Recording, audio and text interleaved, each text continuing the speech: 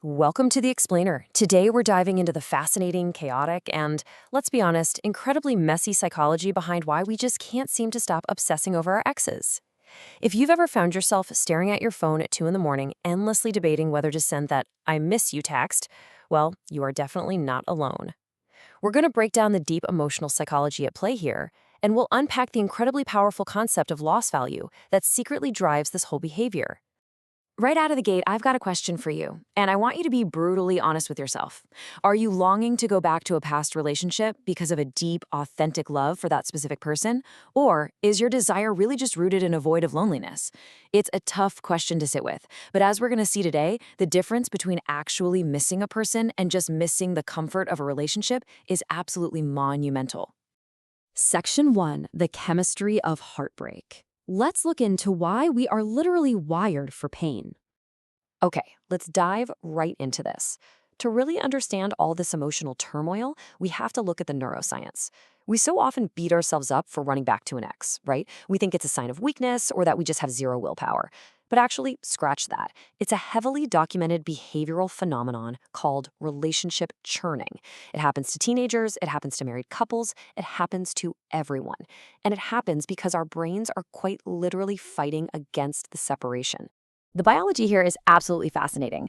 So, researchers studying prairie voles, which are monogamous animals, a lot like humans in that regard, found that a partner's presence creates a highly specific dopamine imprint in the brain. Now, dopamine is our brain's ultimate reward and pleasure chemical.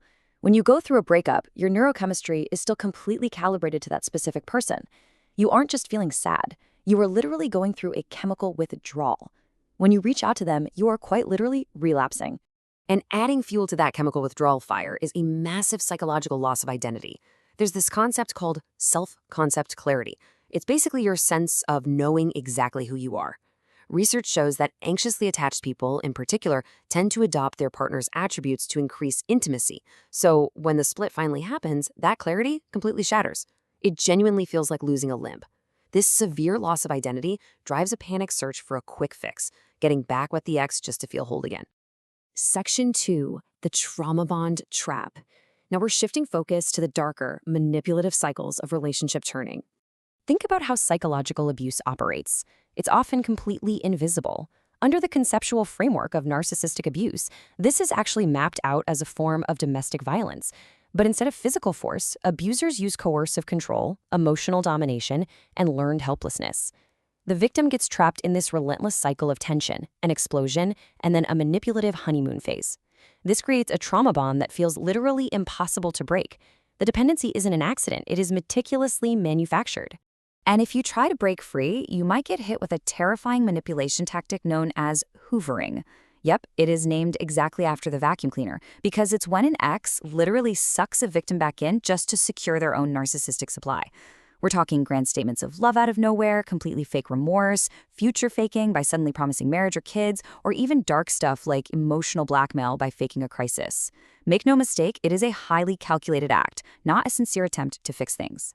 The absolute most crucial point here is understanding why this cycle stays so dangerously hidden.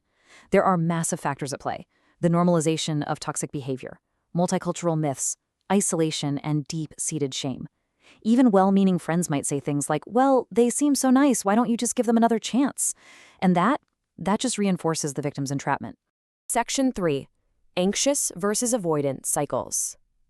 Let's step away from the extremes of abuse and move into the confusing, everyday mixed signals that cause relationship churning. So, how do clashing attachment styles mess with our heads post-breakup? There's a really stark contrast here. Anxious attachers tend to panic over abandonment. Their core wound gets triggered instantly, so they romanticize the past immediately to seek that quick fix. Avoidant attachers, on the other hand, just suppress it all. They only process their feelings and start romanticizing the past much later, specifically after their fear of commitment and engulfment is completely off the table. And man, this difference creates a maddening cycle. It's practically a blueprint. Here's the exact avoidant post-breakup pattern. First, they leave and they feel this huge euphoria of independence. But give it time, and loneliness inevitably sets in, which triggers nostalgia. So what do? They reach out to you. But the very second you respond and show interest again, their fear of losing independence comes rushing back. And poof, they disappear all over again. It all essentially comes down to the peak end rule. Human beings are honestly terrible at remembering entire experiences. We totally compartmentalize them. The avoidant X reaches out because they are falling hard for nostalgia. They are only remembering the peak, those absolute best euphoric moments you shared. But the second you reply, reality crashes the party. They instantly remember the end, the messy, painful reality of exactly why the relationship failed in the first place, and they bolt. Section 4. The psychology of loss value. Let's pivot here to the insight phase and explore how to trigger genuine regret. There's a saying here that completely changes the game. Regret is more about missed opportunities than mistakes. In economics, this is called opportunity cost. It's the loss of a potential gain when you choose one alternative over another. If you want an ex to regret leaving, you don't focus on making them feel bad about their past mistakes. That doesn't work. You focus on opportunity cost. They are only going to regret leaving when they fully, deeply comprehend the massive value of the opportunity they lost by walking away from you. This huge realization is what brings us to the famous no contact phase, specifically what relationship coaches call the stage 6 confrontation. When you enforce strict no contact, you remove yourself from the equation entirely. Over time, your ex stops relying on temporary distractions, like rebounding or partying every night, and they hit a brick wall. They are suddenly forced to face the stark reality of your complete absence. This is the exact moment their brain finally asks the million-dollar question. Wait, what if I actually lost? Section 5. The Outgrowth Paradox. This leads us to the final and incredibly empowering twist on healing. Let's get real for a second and look at your own motivations for wanting them back. Are they driven by egoism or altruism? Look, ego-driven motivations are ultimately selfish. You're just lonely, you're bored, or you are terrified of being single. You're basically using the ex as a convenient band-aid. The counter to this is the outgrowth mentality. It is highly self-focused, but in a really healthy way. It means developing your own rock-solid coping mechanisms and genuinely becoming okay with the idea that your ex might just move on.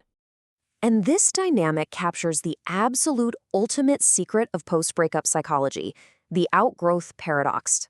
It's wild, but true healing and, ironically, the absolute best way to regain a former partner's interest only happens when you finally overcome your dependency on them.